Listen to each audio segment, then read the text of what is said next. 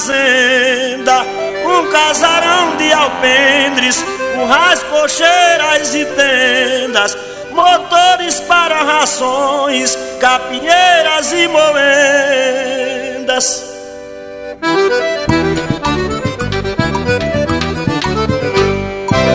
Admiro na fazenda as lindas vacas leiteiras, os bezerros dando berros, preso dentro das cocheiras, e em frente da fazenda a novilhada solteiras.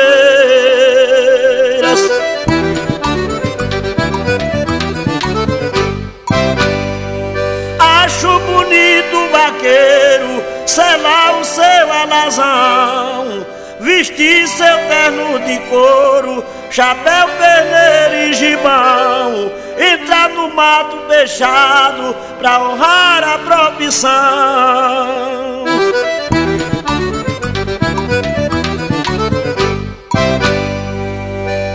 É bonito no sertão, dois touros lá na malhada, brigando de serra abaixo, com a força agigantada que parece trator de esteiras na construção de uma estrada.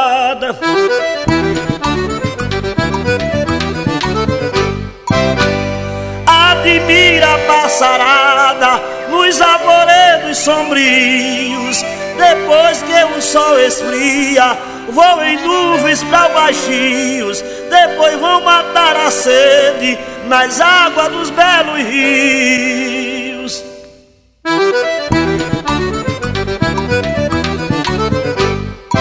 Passa o veado mateiro na aba do alvoredo, a siricóia escondida começa cantando cedo, esturra a sussuarana que até o gado tem medo.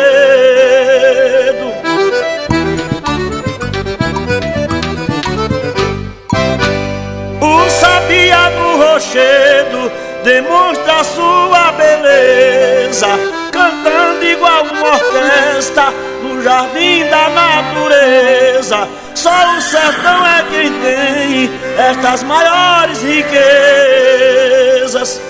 Ei, ei, ei.